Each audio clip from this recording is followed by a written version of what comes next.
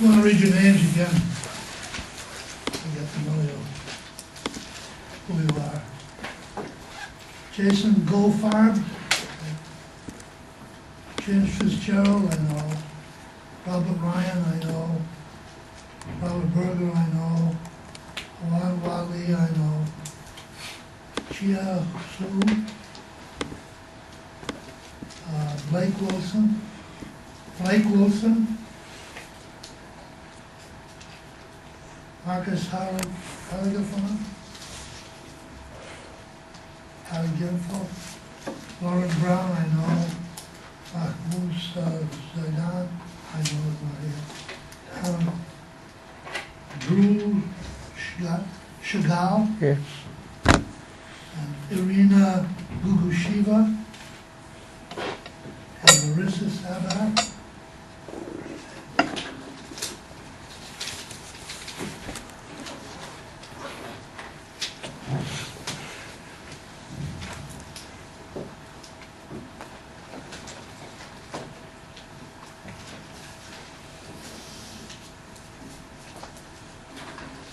We were talking last time about Heidegger's destruction, which, as I also said, and obviously, is the derivation for the reading term, deconstruction.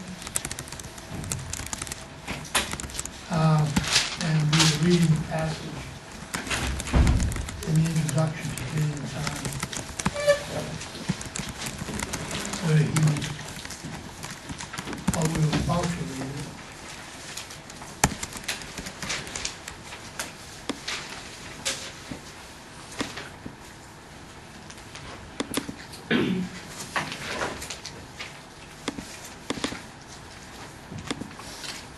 On page 67, I don't know whether we have the right text here. This demonstration of the provenance of the fundamental ontological concept. Read that paragraph. Is that 67 for you? 66. 67? Okay.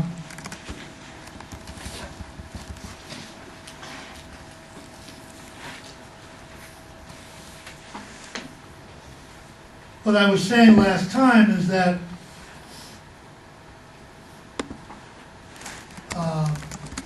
Heidegger uses this term not only to indicate following Nietzsche's recommendation that we take a hammer to the Western tradition, because that's the only way you can open it up. But also, even far more important, or let me put it this way, destruction, de-structuration, means taking a hammer to and breaking up the past, the whole of the past. It's a looking backward. But for the purpose of releasing what the past has contained, what the structuration of the past has contained, releasing it. Decolonizing is the word that I use to indicate the continuity that I want to pursue. Releasing it for future possibility. And the key term in Heidegger and it's constant, it's not something that I'm making up, but it's constant, is when he's talking about the destruction, is projective. Destruction is a destructuring of the past in order to project into the future. That's what counts. And here again, by the way, the tremendous importance of post-structuralism for a concept of history, which is a history of the present. That is to say, what the present has for the future,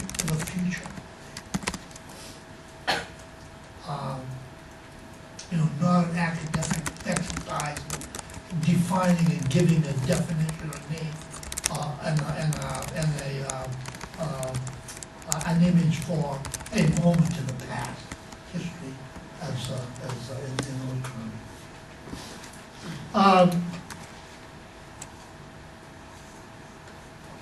This demonstration of the provenance of the genealogy of the fundamental ontological concepts of modernity, as the investigation was displayed, their birth certificate, their genealogical origin. I'm using that term genealogy because it points to and it tells us where Foucault gets his tremendously important, fundamental understanding of genealogy, where he gets it. He gets it from Heidegger.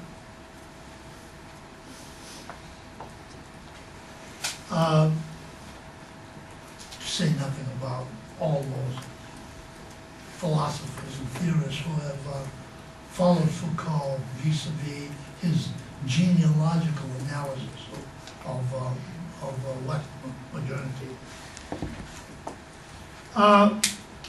Has nothing to do with a pernicious relativizing of ontological standpoints. The destruction, notice that hyphen, has just as little the negative sense of disburdening ourselves of the ontotheological tradition. I mean, destroying it, rendering it a ruins, doing away with it. It has nothing to do with that. On the contrary, it should stake out the positive possibility for the future, the positive possibility of the tradition. And that always means to fix its boundary. These are factually given with a specific formulation of the question and the prescribed demarcation of the possible field of investigation. The field of investigation, of course, is the question of being, which is what the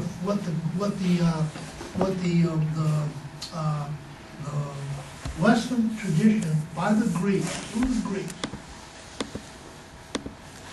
offered humanity potentially that, the question of being, the crucial question of being, and which was immediately forgotten by the very entity that formed it, that asked this question, Western civilization.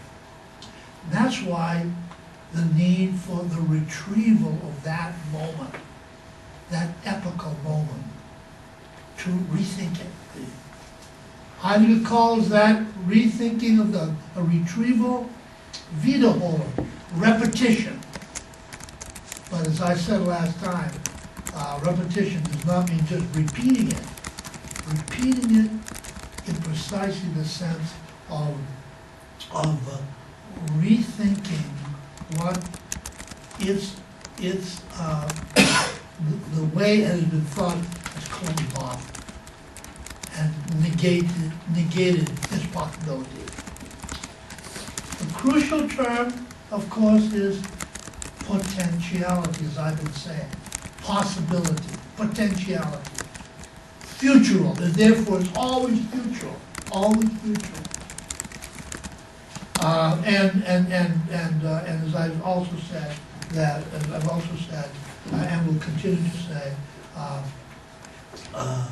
it is this notion that Heidegger opens up, a future possibility that had been closed off by Western thinking, that becomes prominent in the works of someone like George Adorno, for whom the term potentiality is a key and absolute term.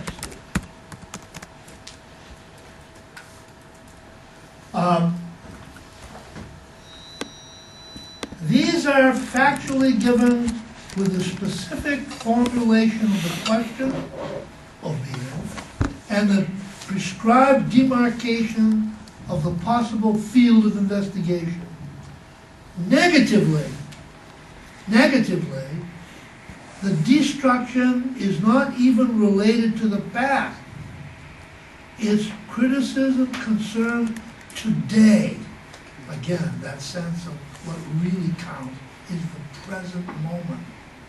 The present, but obviously in terms of its future possibility.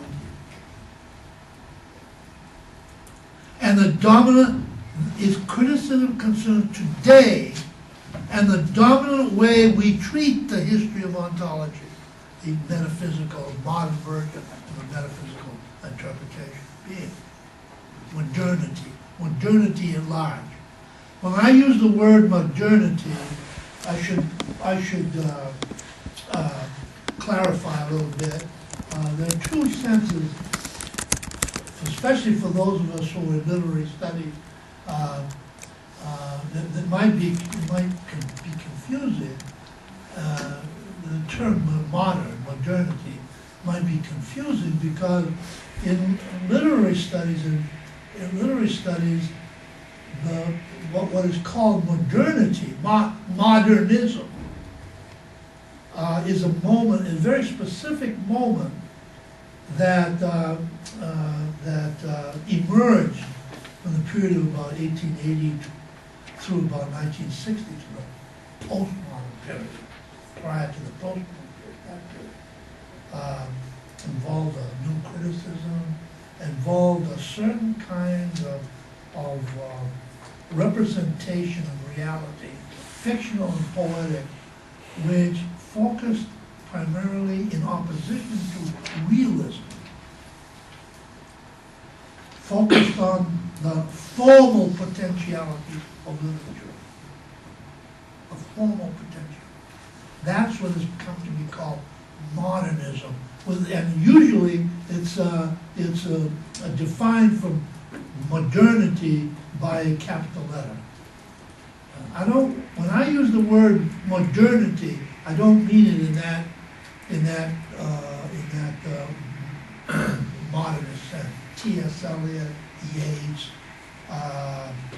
Joyce, in many ways, Virginia Woolf, that great moment of modern Western literature, which is characterized, at least in some fundamental way, by this challenging of the so-called realistic, 19th century realistic, poetic, artistic, aesthetic. By modernity, I mean the period beginning with the Renaissance, but culminating primarily in the articulation of an empirical orientation toward the truth, which established the modern Western world in terms of empirical, objective truth, disinterested truth, detached truth, the observed, primacy to the detached or disinterested observer, and so on and so forth. We'll talk about that more, especially when we come to Foucault, who had a lot to say about modernity in the context of this movement of the Enlightenment.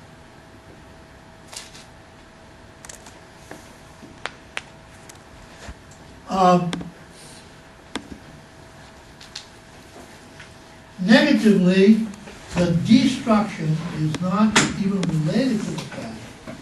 Its criticism concerns today and the dominant way we teach the history of ontology, whether it be conceived as the history of opinions, ideas, the dominant way being empirical, scientific way, or versions of it.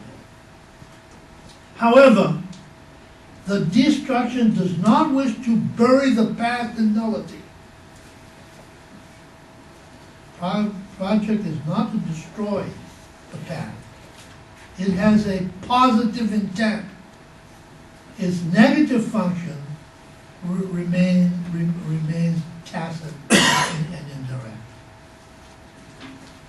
In other words, I'm not taking, I'm not taking any pleasure in perceiving a totally destroyed, any kind of sadistic pleasure in seeing an absolutely and utterly destroyed Western civilization, the Western path.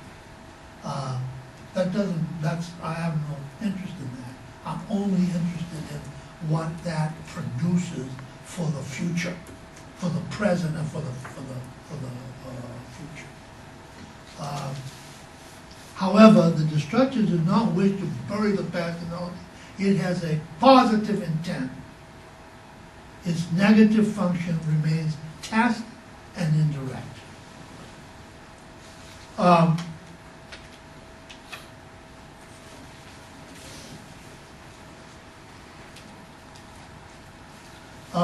want to backtrack a little bit, and in order to say that Heidegger is enabled at this particular moment in Western civilization to say what he's saying about the Western ontotheological tradition because of his genealogy of the Western civilization tradition. That is to say, his awareness that the logic, the metaphysical logic that established the Western tradition in opposition to all the other people in the world, has come to its fulfillment in modernity, in the period of the Enlightenment. Its fulfillment, all its possibilities are fulfilled. But at that very moment of its fulfillment, at that liminal moment, a term that I would use a lot in this class, we are living in a liminal age, point that I'm trying to make, an in-betweening, as I've said before. At that moment, that which this tradition has always disavowed, always announced, always did not attend to, manifests itself. The moment when, and Heidegger's example is the essay which I even have to read because it's not part of that book. I don't think, I do remember. His great essay, The World Picture, the modern age of the world picture, where he says the metaphysical, teleological, metaphysical perspective, which has as its function the transformation of time into world picture, the radical transience of time, the disturbing, dislocating, decentering transience of time into world picture, has become a total. The world has become a picture which we can see all at once, which means that man has been distanced from it and become a panopticai, but distant from the world.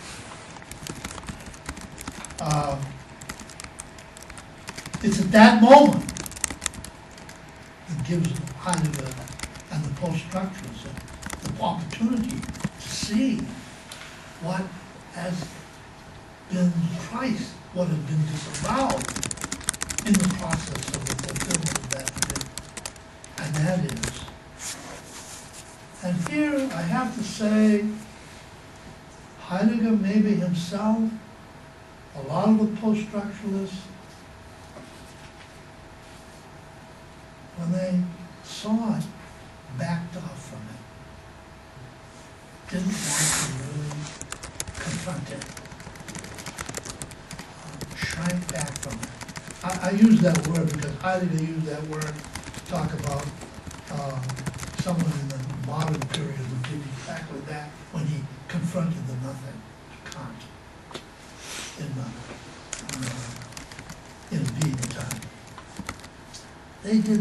They did, unfortunately, to some degree, did the same thing, but not quite as, obviously, not quite as totally as the modernists and the thinkers of the past. And that was, and that, I think, has something to do with the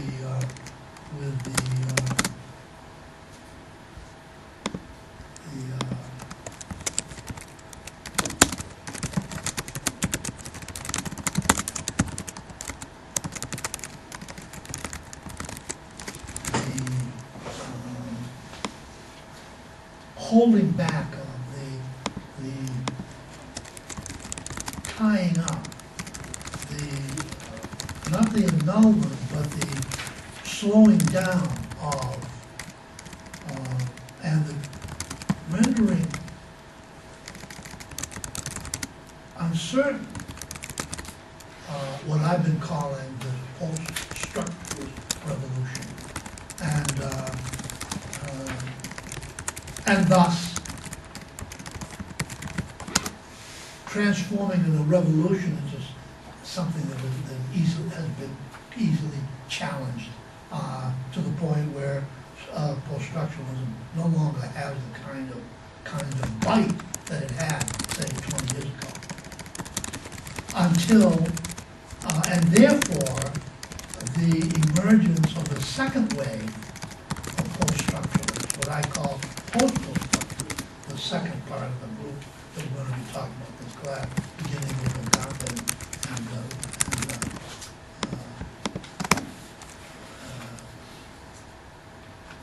Zizek, people like that, who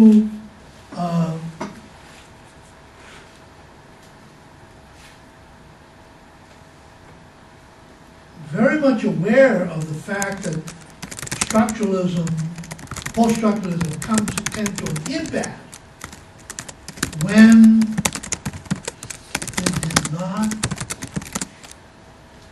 think through the potentialities of the destruction of the ontological tradition, particularly in the area of politics, in the area of the political. You will see that Said, for example, one of the great, in my mind, figures of this whole dispensation, this post-structural legacy dispensation, very severely critical of deconstructionists for being unworldly, as we've said before, non-political. Whereas what I'm trying to suggest is that this ontological investigation, this thematizing of the ontological question, the question being, is absolutely and fundamentally a political question. Ontology, the truth articulated by ontological investigation, metaphysical thinking, is political at the fundamental and basic and original level. This is what Heidegger both perceived about the Western philosophical tradition, and yet did not pursue, for whatever reason, did not pursue. Or, let me put it this way, because it's more complicated than that. Heidegger did, in some very startlingly post-structuralist ways, but for some reason I cannot fathom, and I've been thinking about this question for 30 years, whole lifetime practically, why it bewilders me, but he didn't. Nevertheless, in certain moments in his career, I'm thinking particularly after World War II, and specifically two enormously important texts. One that is important because it has become very, very fundamental to the Heideggerian canon essay on humanism, the letter on humanism, which I will talk about. We will talk about. One less known, but still, in my mind, tremendously important series of lectures that Heidegger gave after World War II, called the Parmenides lectures. He makes those connections briefly, but in a way that if you read those, you cannot get them out of your head. The connection between ontology and politics. I'll come back to it more specifically later on, soon. But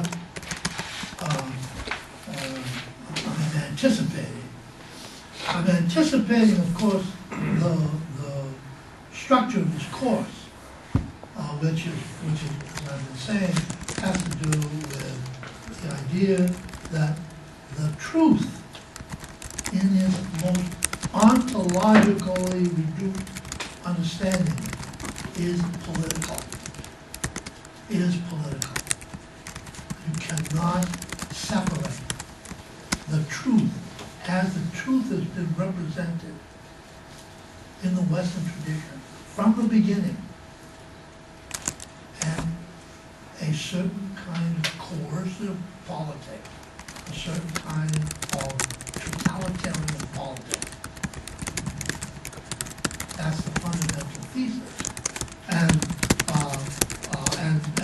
below that, of course, then we must understand the truth, one, of the tradition, the whole Western traditions, as a fundamental lie, a fiction. The theorists don't use that word. They don't, for one reason or other. They use words that are euphemisms for it. But to me, the same thing. The term, of course, that Derrida uses, Foucault uses, Said uses. Construction. Truth is a construction. The truth is a fiction. Well, yeah, they are. But let's be honest. And ultimately, the truth is a lie. And if that's the case, then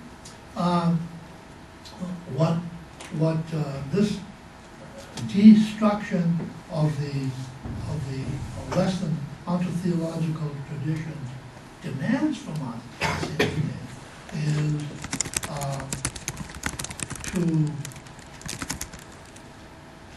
as I put it in an essay I'm writing right now on precisely this issue,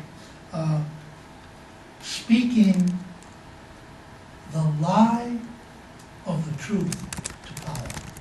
Not the truth to power, but the lie of the truth to power. Because it's in the lie, as the lie has been represented by the truth, that the truth resides. The truth, or another way of putting it, and this brings us to the second part of what I want to say this morning.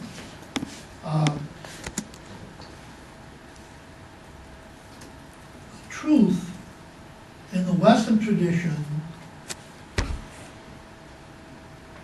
is always identified with something, some reified, spatialized thing, some nameable, identifiable thing.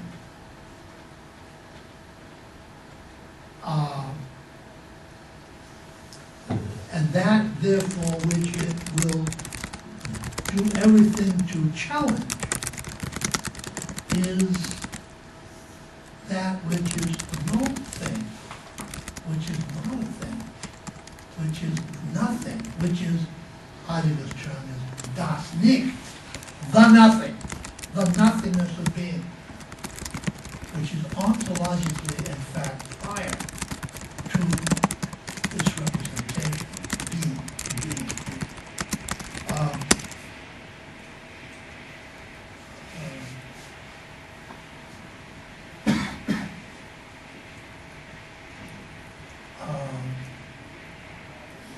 And it's not therefore accidental that being in time and everything after, in so many ways, and above all the essay, What is Metaphysics, which I actually read, constitutes a psychoanalytic, political analysis of how, at this liminal point in Western civilization, the nothing, which has always haunted Western civilization, has manifested itself and demands that we think. That essay, What is Metaphysics, is what that's all about. And I'm going to focus primarily on a couple of passages.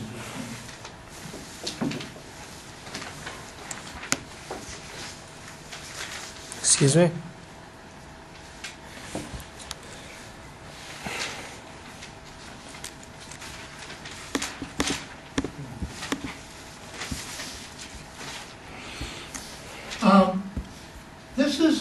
This is not something new in Heidegger.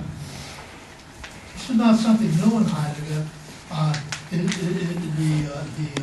analysis is obviously the existential analysis of angst, of anxiety, of the wound of anxiety, the human wound of anxiety, which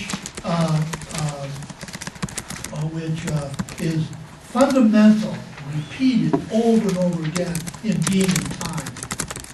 In terms of and to clarify, in terms of the opposition between two human moods that on the surface seem to be the same. What he calls angst, translated as anxiety, I've said earlier on, better translated as dread, but I'll use anxiety because that's the word that has come down. Interestingly enough, however, Heidegger gets his own analysis of, or directives for his analysis of angst, of anxiety, from Kierkegaard, who particularly Kierkegaard's great book, The Concept of Dread, where and the Danish word for anxiety, very close to the German, but not exactly the same. I don't know. I forget it. Is nevertheless translated by his English translators as dread. So when we use the word anxiety, I think if you think of the word dread, and the differences become great by way of the way the Freudians, the traditional Freudians, have interpreted anxiety, angst, and anxiety. that you, if you can penetrate deep enough into the psyche, you arrive at the origins of your anxiety, and therefore you can do away with it. You can diminish it. That's very metaphysical and inadequate to the demands of post-structural, destructive thinking. And that's why, of course, the Lacanians, in opposition to this version of Freudian analysis, came with the concept of the real. As I say, I wish we had time to talk more about that, but we don't. Real, which is there, but is unrepresentable. It's unrepresentable. Anyway, I've gotten off the orientation that I want to take. It is in the essay "What is Metaphysics" where Heidegger undertakes a psychological, social analysis of anxiety in the context of the distinction he made between anxiety on the one hand and fear, these two moods, human moods, which seem so much the same in the sense that they're both very disturbing. But Heidegger, he says this over and over again in multiple ways. In Being and Time, here he encapsulates this in one image.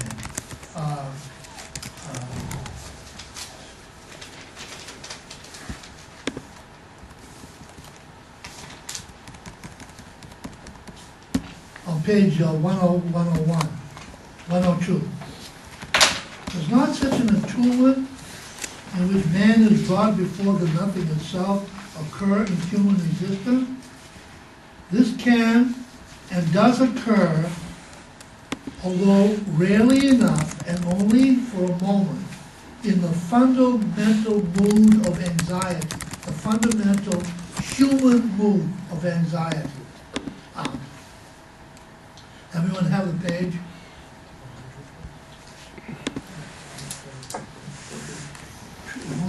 My text.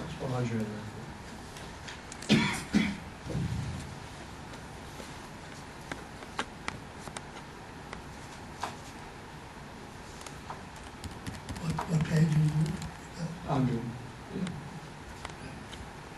But this anxiety, by this anxiety, we do not mean the quite common anxiousness,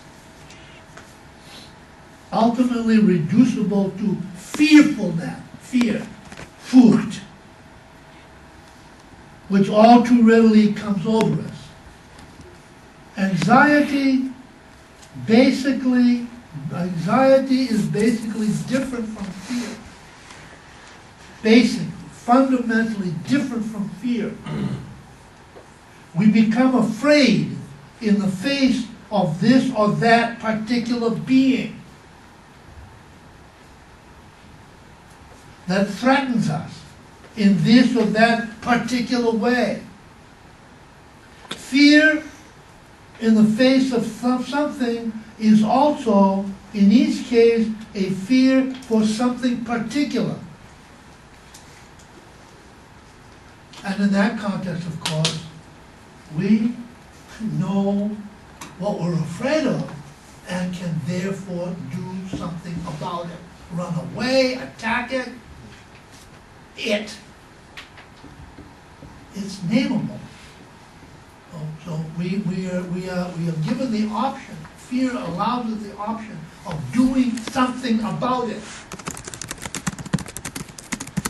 Because fear possesses this trait of being fear in the face of, and fear for this, that, or the other thing. He who fears and is afraid is captive to the mood in which he himself finds himself. Striving to rescue himself from this particular thing, he becomes unsure of everything else and completely loses his head.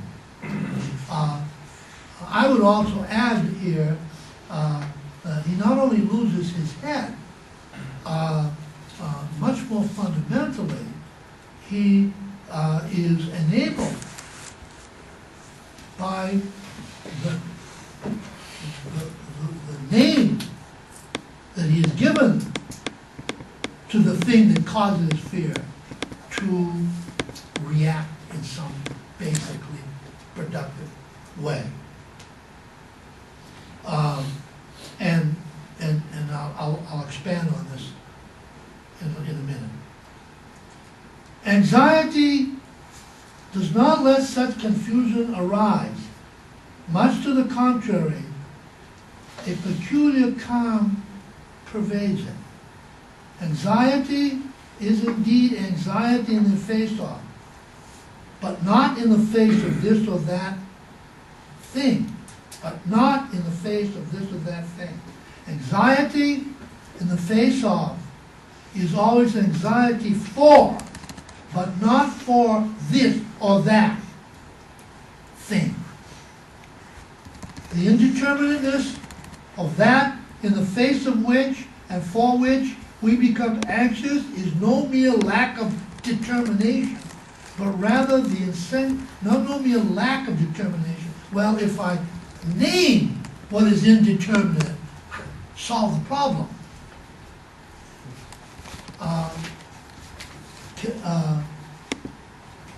The indeterminateness of that in which the face of which and for which we become anxious is no mere lack of determination, but rather the essential impossibility of determining it.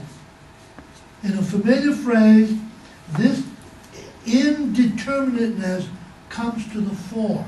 The indeterminateness comes to the fore.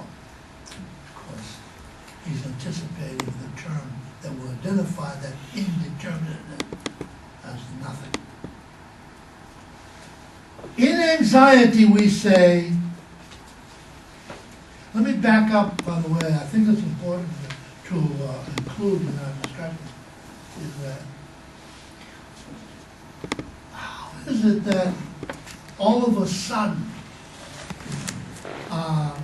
the issue of anxiety, or the difference between anxiety and fear, becomes such a tremendously important revelatory content demanding our thinking. And the answer to that question is because, going back to what I said earlier, because in the process of the Western tradition's fulfillment of its teleologic, its metaphysical logic,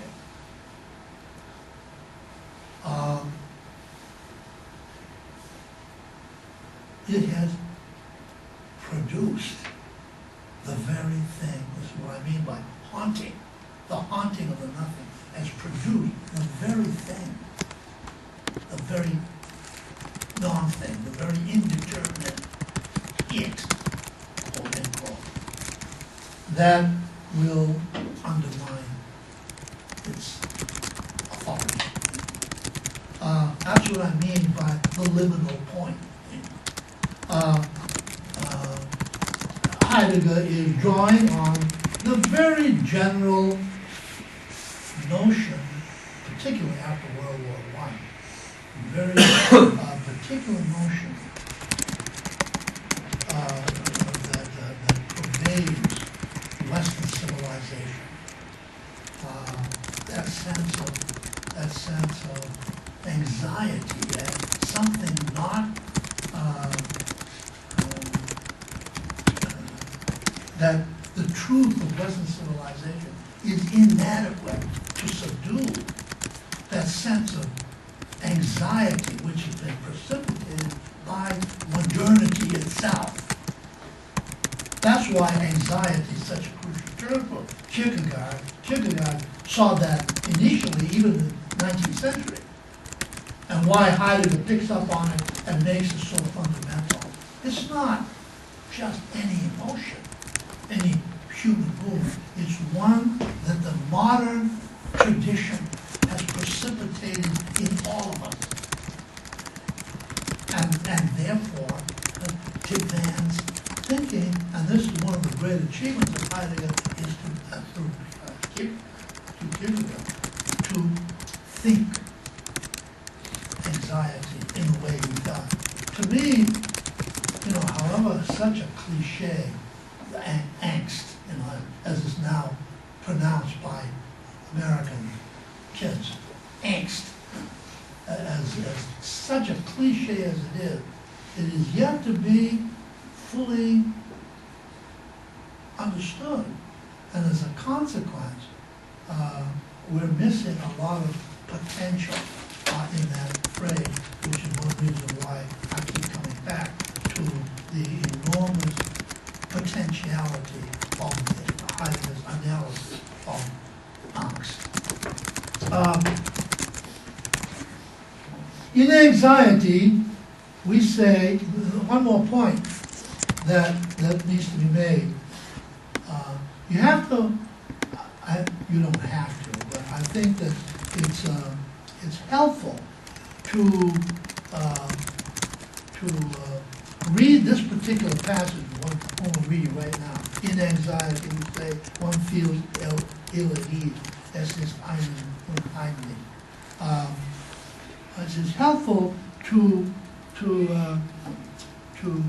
read this passage in the context of what Heidegger says in Being and Time about the human condition.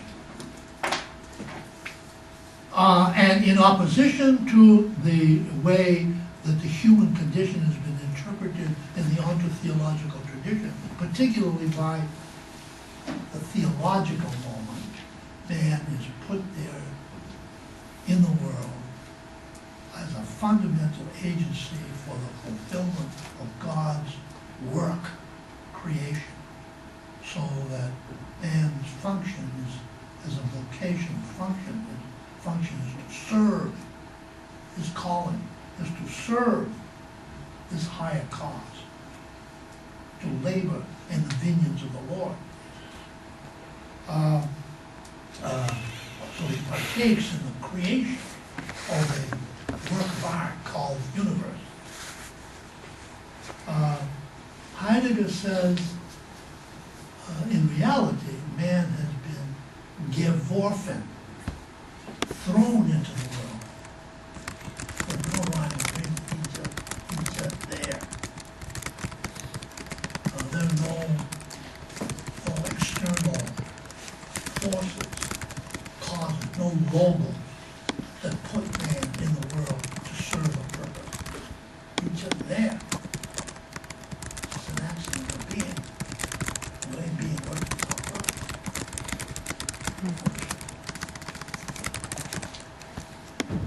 And he calls that man's Dasein, being there, just being there, Dasein. No, nothing surrounding it to give that being there some directionality. It kind of goes along. Without props, without transcendental props. And he calls that situation Dasein, Geworfenheit, his thrownness in the world. Or another way of putting that, of course, is that his original and fundamental not at homeness in the world. He's not put into a world that is a home or potential home. He is fundamentally an alien to the world. He he is not at home in the world. The word Unheimlichkeit in German, and Heidegger makes a lot of this, means uncanny. Uncanny. In the sense that uncanniness, in the sense that it's unknowable. You know, the English word canny, uncanny, comes from the Old English canon, which means to know. Uncanny, unknowable, absolutely unknowable.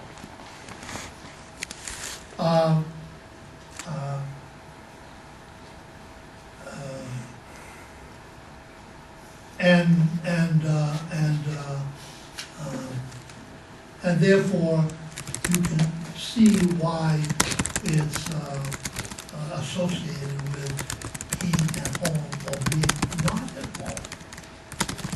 Unheimlich, German word is unheimlich, uncanny, means literally uncanny, but obviously the etymology suggests it also means man's being not at home in the world, alien in the world.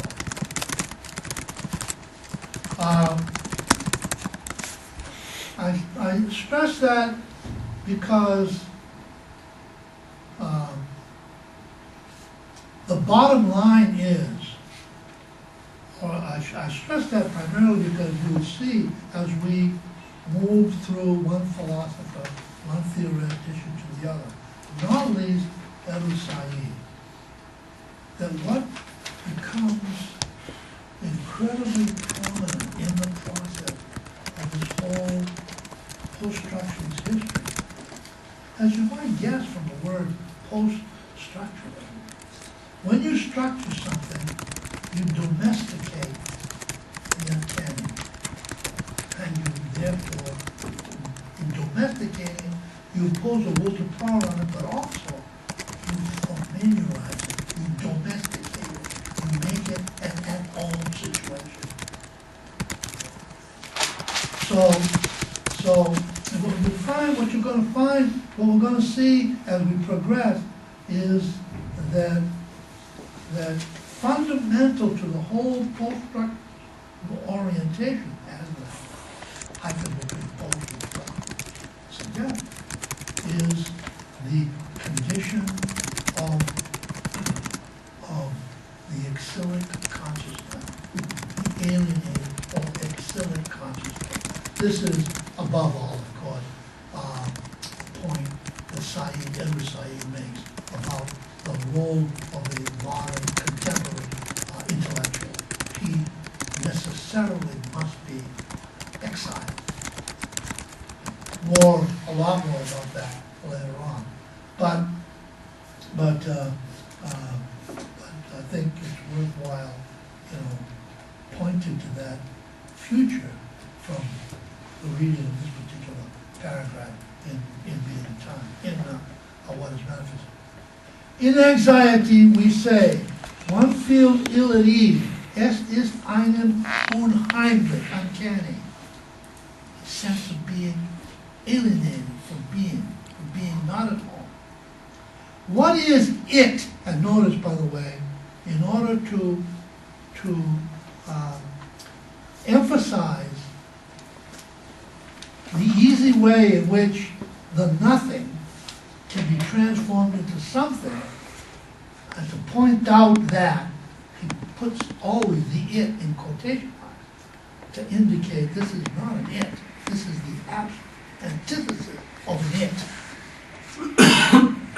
It is unnameable, it is unpresentable, it is ineffable. What is it that makes one feel ill at ease? We cannot say what it is before which one feels ill at ease, unlike fear. As a whole, it is so for him. All things, and we ourselves, humans, sink into indifference. identity disintegrates. This prior stage to the naming thing, when we arrive there, and we therefore become indifferent. We no longer have identities. We are now in a stage which is prior to our naming. This, however, not in the sense of disappearance, and this is one of the great moments in Heidegger's text. This, however, not in the sense of mere disappearance, rather, in this very receding, things turn towards us in a kind of menacing way, threatening, haunting way. Things turn toward us. The receding of beings as a whole that closes in on us in anxiety oppresses us. And he says, we can get no hold on things. We can't grasp them. We can't comprehend things. We can't take hold of things. To refer to what we said last time about truth as it's understood, as comprehension, taking hold of, grasping.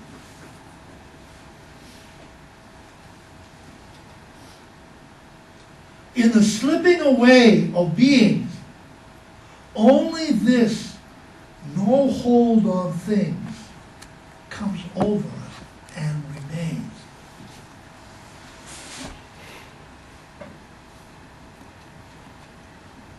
And then in that single paragraph, sentence paragraph, anxiety reveals the nothing. The nothing that is ontologically prior to being as being is understood in a Western theological.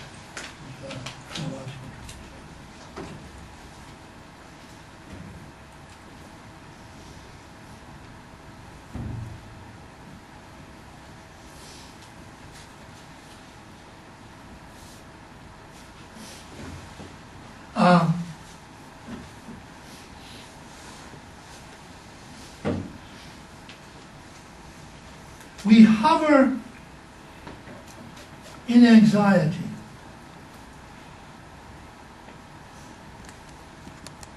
More precisely, anxiety leaves us hanging because it induces the slipping away of being as a whole. This implies that we ourselves, we men who are in being, in the midst of being, slip away from ourselves. At bottom, therefore, it is not as though you or I feel ill at ease. Rather, it is this way for someone in the altogether unsettling experience of this hovering, where there is no thing to hold on to. Pure Dasein, being there, is all that is still there. Pure Dasein, being there. Another way of putting it is that anxiety robs us of speech. Being as a whole, because being as a whole slip away, so that just that nothing crowds around us in the face of anxiety, all utterance of the is falls silent. Naming, in other words. This, by the way, is the place where Jean-Paul Sartre, in his great novel Nausea, I think I mentioned this earlier on in the class. Did I? Sartre's Nausea? No? Well, that's worth mentioning again. In order to open up and clarify and to give a kind of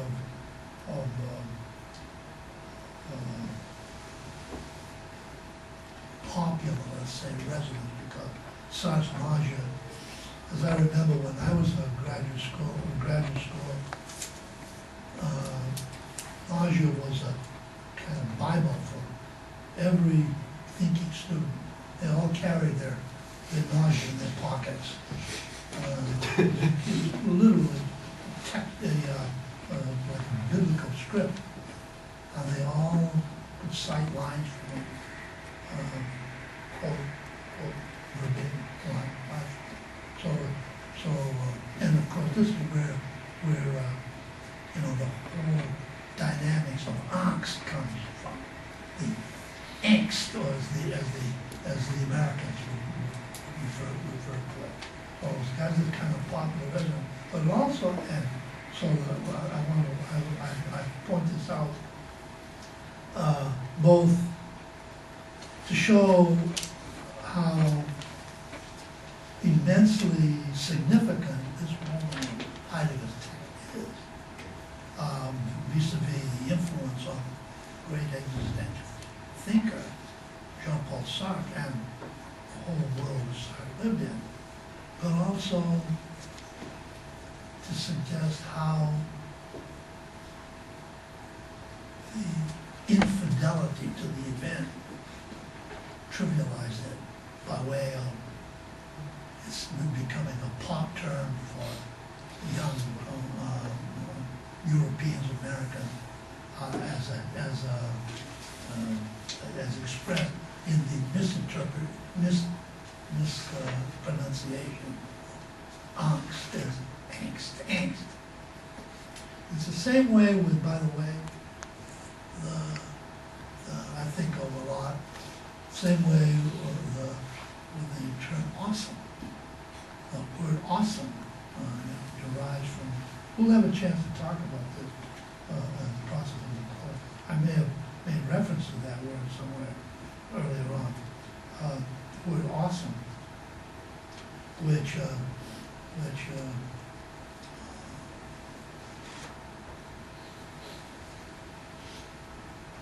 means a condition of the psyche that robs us of speech, to use a language. Anxiety robs us of speech.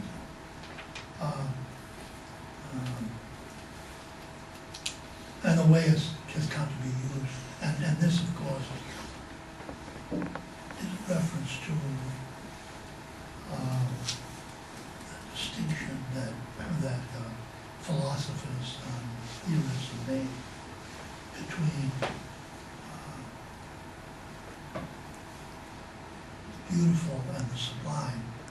The sublime being that which is beyond our ability to take hold, to grasp, and so very closely associated with the anxiety. On the one hand, the beautiful, which names give shape to being by way of this representation and spatializing. I won't go into that for the time being. We'll come back to it later.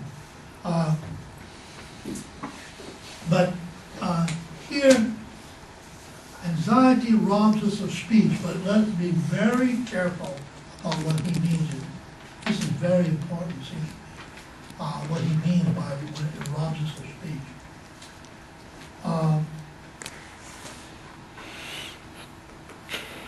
Anxiety robs us of speech as speech has been handed down to us by the ontotheological tradition, particularly in modern faith. I forgot that I was going to invoke Sartre's nausea, so let me come back to that because I think that will add a little bit to what we're saying here. In nausea, how many of you have read nausea? How many of you know nausea? Okay, so I'm just going to summarize one moment in the text, but begin by saying that this young man who is he's a historian who is writing a biography of an 18th century figure, and goes down to city of France, Bouville, Montville, not accidental. And in the process, he's having a very difficult time because he thinks in giving definition to this ineffable figure,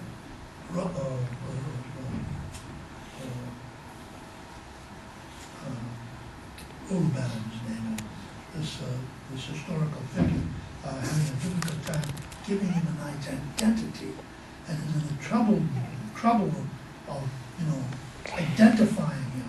In the process, one day he's out on the coast, and he picks up a stone, and he's about to throw it into the water, and all of a sudden it melts in his hand, and he starts vomiting. Nausea takes him over. That becomes a kind of constant. Whenever the issue of naming manifests itself in his life, in everyday life. And this culminates in the very famous scene in the public park. Roquentin sitting down on a bench. And here you have to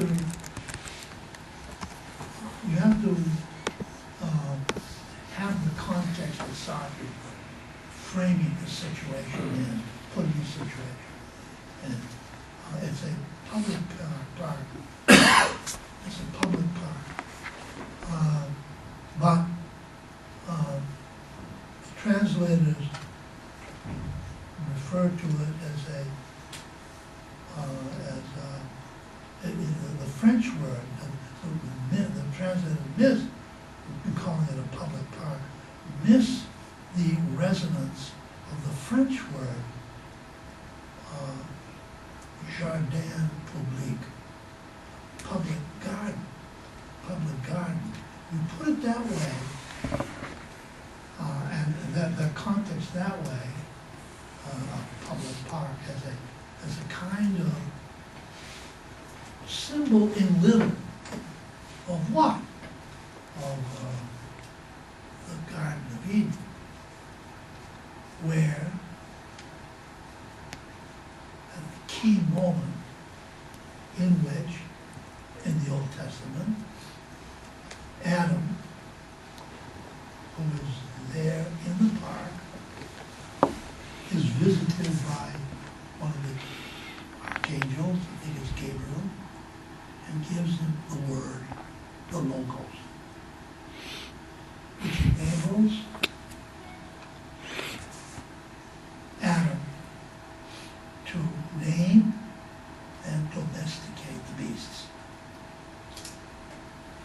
There are so many, particularly picked up by in the Puritans in the American 17th century, so many portraits of Adam sitting in the context in America, sitting in the forest, well, all the beasts, lion, tigers, beavers, you name it, they've been domesticated. And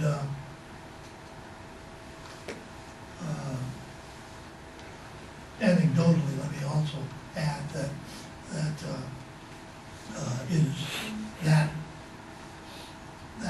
that theme, Adam naming the beast, is a fundamental icon of traditional Judeo-Christian artistry. I remember anecdotally, I remember visiting a monastery built in the 10th, 11th century in Greece, in the area of Meteora, very famous now tourist attraction. But then when I went there, wasn't. Climbing up, there were these monasteries built on the top of these huge cliffs, precipices. That's why they call them meteora, meteors that were assumed to have landed and driven them south into the earth. And they, Hesychastic monks in that 10th, 11th century built their monasteries on top so that they could stay away from the world down below. And they were fed by pulleys going up and down. Anyway, by this time they had stones, they had stairs, almost vertical, climbing up into this particular monastery. And when we got in, we got up to the top, we opened the door into the narthex, a very small basilica. And the first thing that confronted us on one side is this gorgeous, brightly gold, multicolored panel of guess who? Adam, sitting on a rock, pointing his finger as all the beasts, including not only real beasts but also griffins and every imaginable beast you can imagine was there, multiply. And ironically, this is the thing that made it so memorable to me, was that the first one is the serpent. The first beast is the serpent. Anyway, coming back to the nausea, in that scene in the public park, Rokantan, the young man, sitting there, bewildered by his nausea, bewildered by the disintegration of names, bewildered by the desecrating, his exile from ordinariness. He's sitting there in front of this huge chestnut tree, and the roots of which are above ground, claws, although initially they're not referred to. They come in only in the process of the telling. And you're sitting there, all of a sudden, these roots do become claws that are growing. They become alive. And he, of course, is driven by what his resources are, which is to say language. To say, it's a tree, it's a chestnut tree, it's a tree. But Sartre says, these words don't stick. They don't stick anymore. And this becomes, so being disintegrated, and Sartre's term is nausea, but the equivalent, of course, is Heidegger's dread, Kierkegaard's dread, and Heidegger's anxiety.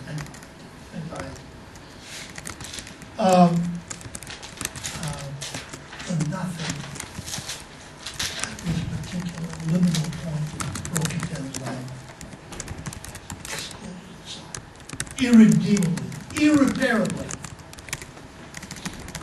I use that word irreparable because it's a term that Gandhi uses to radicalize, really radicalize Heidegger's insights, Sartre's insights, many of the other early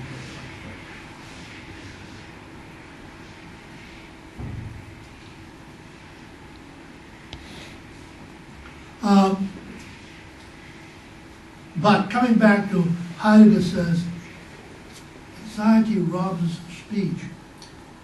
Let's not misunderstand that. He's saying, as in the case of Rokantan, he's saying that anxiety robs us of the language that has been made available to us by the Western tradition, by the modern anthropological tradition. The language of naming is no longer operative. The implication therefore means that we must rethink language itself. We must rethink language. It's not that it robs us of speech per se. It robs us of this kind of speech. The speech of naming, the speech of the ontological tradition in its modern phase.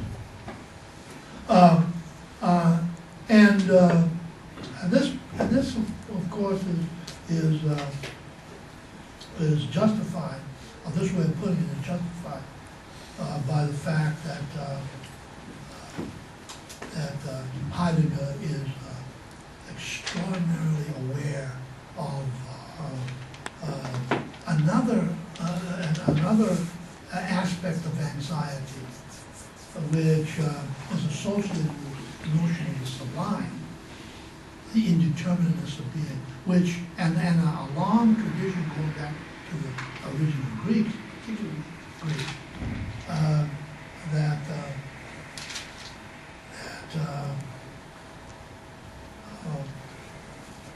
understands that initial encounter by humans with the sublimity of nature, of being, the indefinability, the immensity, the inability of the mind to take hold of, to grasp, the inability of the mind to contain the immensity of being, as precipitating not speechlessness, but the wonder that precipitates speech. But a speech language, but a language which is attuned to, rather than opposed to, the indefinability, the ineffability of the sublime, of being. And we're going to play with these two concepts of language across this course. Okay. Anxiety robs us of speech because things as a whole slip away so that just the nothing crowds round us. In the face of anxiety, all utterance of the is, not language, but the language of the is, falls silent.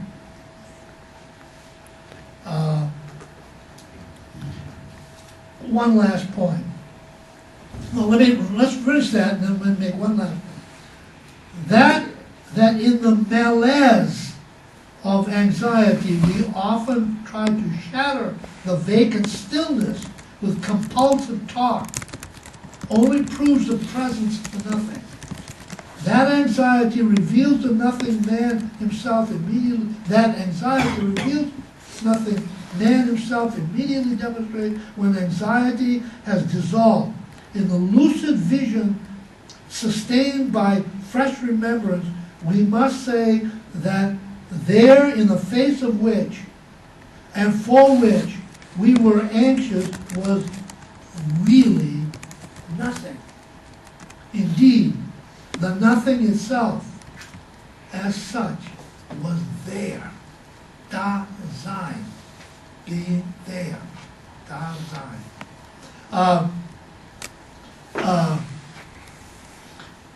One last point. The last point I want to make is it has to do with this focus, Heidegger's focus on the emergence of that moment of silence, which I would say, perhaps more than any other term, is the term which has been used to represent postmodern literature the language of silence. A metaphor for a kind of language which is other of the language of the is. Whether it's pension, whether it's gas, whether it's Coover, or whether it's any number, Calvino, any number of postmodern writers. Their work has been characterized by the metaphor of the literature of silence. And you can now see why that's the case. Okay, we'll stop.